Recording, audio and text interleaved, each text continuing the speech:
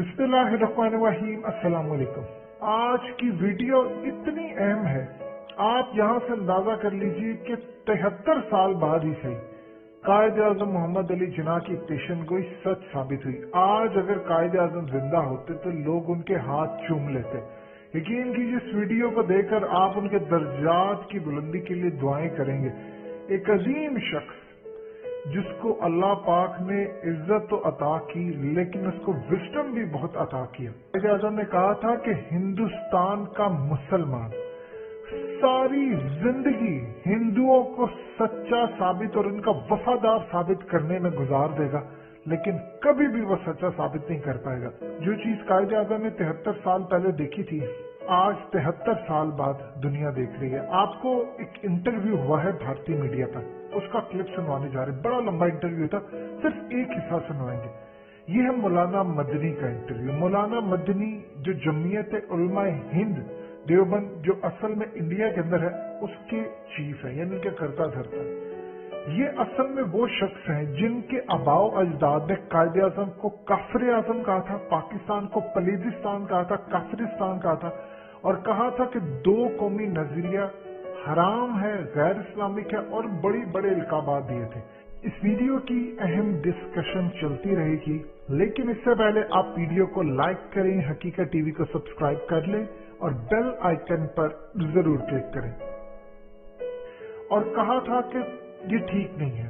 अब सूरत हाल देखिए, इनको बुलाया है एक प्रोग्राम के अंदर और एंकर ने पूरे प्रोग्राम में इनसे बार बार सवाल देता। आपको सिर्फ एक हिस्सा सुनाएंगे। वो कहते हैं कि आप और तालिबान एक ही मसलक से ताल्लुक रखते हैं। अब हिंदुस्तान के हिंदू देख रहे हैं कि अगर तालिबान का वो मसलक है तो आपका भी वही मसलक है, लिहाजा आपकी तरफ अब उंगलियां उठ रही हैं कि आप अपने आप को सच्चा साबित करें कि आप वैसे नहीं। अब वो तालिबान को कंडेम नहीं कर सकते क्योंकि मसलक एक है। अब फजलुर रहमान मिसाल के तौर पर पाकिस्तान में उसी मसलक से हैं और ये उधर वही है। अब ये कायद-ए-आज़म की पीठ में इन्होंने छुरा घोंपा था। कायद-ए-आज़म ने कहा था तुम सारी जिंदगी वफादारी साबित करो, नहीं कर पाओ। आज अल्लाह के हजूर आप दुआ कीजिए कायद-ए-आज़म के लिए, बड़ी जबरदस्त दुआ जो आपके दिल में आता है। और ये क्लिप देखिए, आप हैरान होंगे कि उनके अल्फाज आज सच हो रहे हैं। इनसे पूछा जा रहा है अपनी वफादारी साबित करें, साबित करके बताएं आप क्या वफादार है कि नहीं। अब जरा एक क्लिप सुनिए और इनकी आए बाएं शाएं ऊपर नीचे गुफ्तगू इनको समझ नहीं आ रहा। ये घुमा फिरा कर इधर उधर कहानियां सुना, इनको समझ नहीं आ रहा कि अब इंडिया के सामने कहें क्या, क्योंकि दुनिया में अब अल्लाह ने इनका चेहरा बेनकाब करना शुरू कर दिया। आराम से क्लिप सुनिए और देखते जाइए। उसको काटना है, यही तो जोड़ा जा रहा है ना। और काटने के लिए अब इस वक्त काटने की बात नहीं कर रहे हैं, इसलिए कि वो इंडिया में आ गए हैं, मजबूर हो गए। मजबूर नहीं हुए, इंडिया को चूज किया था। मौलाना हुसैन अहमद मदनी जो मौलाना महमूद हसन के शिष्य थे, वो भी और मेरे ग्रैंडफादर थे और जमीयत उलमा हिंद के प्रेसिडेंट हुआ करते थे, उन्होंने कहा ये टू नेशन थ्योरी जो पेश की जा रही है इंडियन यूनियन मुस्लिम लीग की तरफ से, जिन्ना साहब की तरफ से, ये to nation theory on Islamic है। इसके ऊपर किताब लिखी है, उसको लोगों ने भुला दिया। चलिए शुक्रिया, इस बहाने जिक्र तो आया। क्योंकि इत्तेफाक की बात यह है कि मैं अभी वीकेंड पे प्रयागराज जा रहा था, फ्लाइट में मेरे बगल में आरिफ मोहम्मद खान साहब बैठे थे, जो कि देवबंद के बहुत ही पुराने विरोधी रहे हैं। तमाम उन्होंने आर्टिकल्स लिखी हैं, किताबें लिखी, उन्होंने अपनी कुछ किताबें भी दी, आर्टिकल्स भी दी, जो मैंने फिर पढ़े। और आरिफ मोहम्मद खान साहब का ये चार्ज है कि जो आप कह रहे हैं वो सच नहीं। उनका कहना है कि देवबंद की जो असल सोच है वो वही सोच है जो तालिबानी सोच है। वो कहते हैं कि ये जो दाढ़ी वाले मौलाना है वो ये बताते हैं कि हमारी सोच जुदा है तालिबान की सोच से, लेकिन देवबंद की जो असल सोच है, जो आपको कैमरे पे दिखती नहीं, कभी बाहर नहीं आती, और तालिबान की जो सोच है वो एक है। देखिए, हम कभी ये नहीं कह रहे आपसे कि हमारी और तालिबान की सोच अलग है। हम तो कभी नहीं कह रहे आपसे। हम ये कह रहे हैं कि हमारी और हमारे इंडिया की सोच एक है। मैं कभी कहने की जरूरत नहीं है मुझे इसकी कि मैं ये कहूं कि मेरी और तालिबान की सोच अलग है। नो, मैंने कभी दावा ही नहीं किया, ना हमारे यहाँ से किसी ने कभी कहा है कि हमारी और तालिबान की सोच अलग है। मैं तो ये कह रहा हूं मेरी और मेरे इंडिया की सोच एक है। तो अलग नहीं होनी चाहिए आपकी सोच। मैं कह रहा हूं मेरी और मेरे इंडिया की सोच एक है। मैं क्यों डिफेंड करूंगा अपने आप को इससे कि नहीं वो तो अलग है, मैं अलग हूं, मैं क्यों करूं? کس کو نظر آ رہا ہے اس میں؟ جس کو نظر آ رہا ہے وہ نظر آتا رہے. میں ایک بات کہہ رہا ہوں میری اور میرے انڈیا کی، اور سن لیجئے، آنکھ ٹیڑھی کر کے اگر کوئی انڈیا کی طرف دیکھے گا اس کی آنکھ سلامت نہیں رہے گی. میرا انڈیا ہے، میں انڈیا ہوں، میں نے انڈیا کو چوز کیا، میرے بزرگوں نے انڈیا کو چوز کیا ہے. انڈیا انڈیا ہے. اتنا کمزور ہو جائے گا، اتنا کمزور ہو جائے گا. انڈیا کی سب سے بڑی طاقت، انڈیا کی سب سے بڑی طاقت اگر کوئی ہے تو وہ انڈین مسلم ہی ہے. ہم ہیں انڈین. ہم نے انڈیا کو اپنا سب کچھ بنایا ہے، سب کچھ مانا ہے، مانتے رہیں گے. ہمارا انڈیا ہے. تو ان کو بہت مرتبہ غلط فہمی دور کرنے کی کوشش کی گئی، لیکن سوتوؤں کو کیسے جگائیں گے؟ نہیں، جگتوؤں کو کیسے جگائیں گے؟ سوتوؤں کو تو جگایا جا سکتا ہے، اب وہ تو جگے ہوئے ہیں اور اسکالر ہیں بڑے. تو میں ان کو کیسے سمجھاؤں گا کہ وہ کس بات پر ان کو اعتراض ہے؟ دیکھیے، ہمارے ہاں یہ سکھایا جا رہا ہے کہ جہاد کرنا ہے، تو ہم نے کبھی انکار کیا کہ جہاد ضروری نہیں ہے؟ ہاں، جہاد ضروری ہے، بالکل ضروری چیز ہے جہاد. ہم کب انکار کر رہے ہیں؟ اور کبھی نہیں انکار کیا جا سکتا. اور سن لیجئے، اگر بریگیڈیئر عثمان اور عبد الحمید نے جان دی ہے تو وہ جہاد تھا اس کا، تو جان دی ہے اور شہادت کا جام نوش کیا ہے. جام اس کو کہتے ہیں نا. تو شہادت کا جام نوش کیا ہے بریگیڈیئر عثمان نے بھی، عبد الحمید نے بھی، اور بہت ساری مثالیں ہیں. چھوٹے چھوٹے بیچارے جب آپ یہ کہتے ہیں کہ طالبان کی سوچ وہی ہے جو ہماری سوچ ہے، یا پھر آپ یہ کہتے ہیں کہ میں طالبان کے خلاف کیوں بولوں؟ نہیں، جو لوگ دیکھ رہے ہیں، میں وہی پوچھ رہا ہوں، جو لوگ دیکھ رہے ہیں وہ سوچیں گے یہ مولانا مدنی صاحب تو بچ کے نکل گئے، بولنا ہی نہیں چاہتے تھے طالبان کے خلاف. نہیں، آپ اس کو گھمائیے مت راہل جی. دیکھیے، گھمائیے مت آپ بات چل رہی ہے عارف بھائی کی، تو آپ ان کے بارے میں انہوں نے ایک دھارنا قائم کی ہوئی ہے دیوبند کے بارے میں، اور وہ سوچی سمجھی ہے، کیونکہ اس سے انہیں اسپیس ملتا ہے. تو اچھی بات ہے، ان کو مبارک ہو.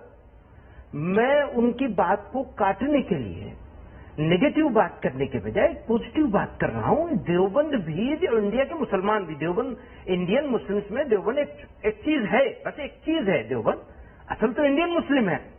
تو انڈین مسلم کیا ہے پرابلم؟ دیکھیے، آپ نے بیچ میں ایک سوال اور کیا تھا، اس کو میں نے جواب نہیں دیا تھا. میں دوبارہ اس کے اوپر آ جاتا ہوں سیدھے. آپ نے کہا تھا انڈین مسلم کے اوپر کیا امپیکٹ ہوگا اس کا؟ کل کو خلافت قائم کریں گے، وہ خلیفہ بنیں گے، وہ فلاں ہوگا، اور پھر انڈین مسلم بھی بیعت لیں گے. وہ بیعت کا لفظ یوز کرتے ہیں جو داعش والوں نے، آئی ایس ایس والوں نے جو یوز کیا تھا وہاں، بغدادی نے اور فلاں نے. تو تب کیا ہوگا؟ تو یہ کہ من میں ایک ڈر بھے پیدا کیا گیا، وہ بھے تو آف کورس اس کو ایڈریس کرنا پڑے گا نا، کہ وہ انڈیا کا مسلمان کہاں جائے گا. تو میں کہتا ہوں بھائی، آپ انڈیا کا اگر دیوبند کو دیکھیں، اگر طالبان کو دیکھیں، اگر انڈیا کے مسلمانوں کو دیکھیں، انڈین علماء کو دیکھیں، انڈین مدرسوں کو دیکھیں، تو دو چیزیں ہو رہی ہیں. ایک تو ہے میڈیا. میں میڈیا کے خلاف نہیں بولنا چاہتا، آپ کے یہاں موجود ہوں اور آپ نے مجھے اپرچونٹی دی ہے، میں اس کا شکریہ ادا کرنا چاہیے، میں شکریہ بھی ادا کروں گا. لیکن ایک میڈیا نے پرسپشن بنایا ہے، اور اس پرسپشن کے بننے کی وجہ سے اور ایک خاص نیگیٹو بیان کیے جانے کی وجہ سے ریگولر آج کی تاریخ میں انڈیا کا مسلمان اپنے آپ کو بہت سپریس فیل کر رہا ہے. پلیز انڈرسٹینڈ کیجیے انڈین مسلمس کی پوزیشن کو.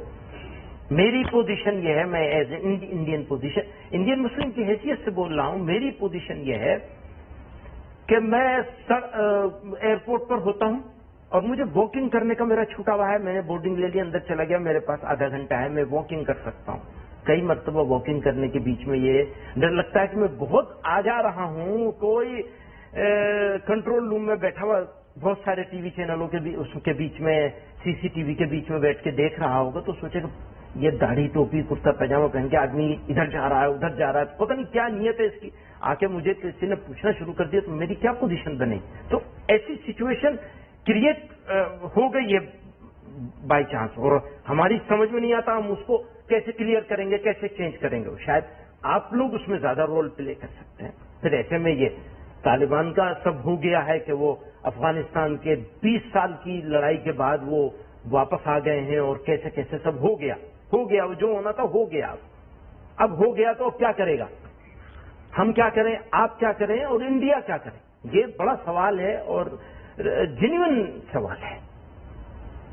اور بیچ میں وہ ایک ہمارا پڑوسی بھی ہے، ان کا بھی پڑوسی، دونوں کا پڑوسی بیٹھا ہوا ہے، اور اس کے بارے میں تو کچھ کہنے کی ہمیں ضرورت ہی نہیں ہے. وہ انڈرسٹوڈ ہے سب کہ وہ اپنا فائدہ کم اور دوسرے کا نقصان زیادہ نظر میں رہتا ہے. یہی سب سے بڑا ڈس ایڈوانٹیج ہے. بھائی اپنا فائدہ حاصل کرو، دوسرے کے نقصان کی فکر کیوں کرتے ہو؟ جہاں تمہارا فائدہ ہو فائدہ لے لو.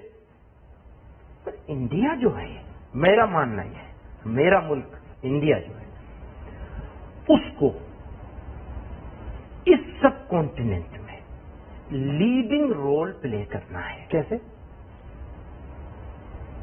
اب یہ بڑا مشکل سوال ہے، فوراً میں جواب نہیں دے سکتا، لیکن اچھا تو یہی ہوتی ہے نا کہ میرے ملک کی ایک لیڈنگ رول ہو. کیونکہ جو لوگ اس وقت دیکھ رہے ہیں ان کی کیا چنتا ہو سکتی ہے؟ ان کی چنتا یہ ہو سکتی ہے کہ اگر افغانستان میں اس وقت طالبان سत्ता میں ہے اور طالبان کی جو سوچ ہے وہ دیوبندی سوچ ہے، اور اگر ایسی بات ہے تو پھر اس کا سمبھوتः اثر بھارت کے جو مسلمان ہیں، خاص طور سے جو یوا مسلم ہیں، ان پر کیا پڑے گا؟ کیونکہ طالبان کی ہی سرکار سے جڑے ہوئے اور ایسے لوگ ہیں، چاہے وہ القاعدہ کے ہوں یا پھر کچھ لوگ جو ISKP کے ہوں، اسلامک اسٹیٹ خراسان پروونس، جو کہ کہتے ہیں کہ ہمیں افغانستان کافی نہیں ہے، ہم تو ایک پورے علاقے میں اسلامک کیلیفیٹ بنانا چاہتے ہیں.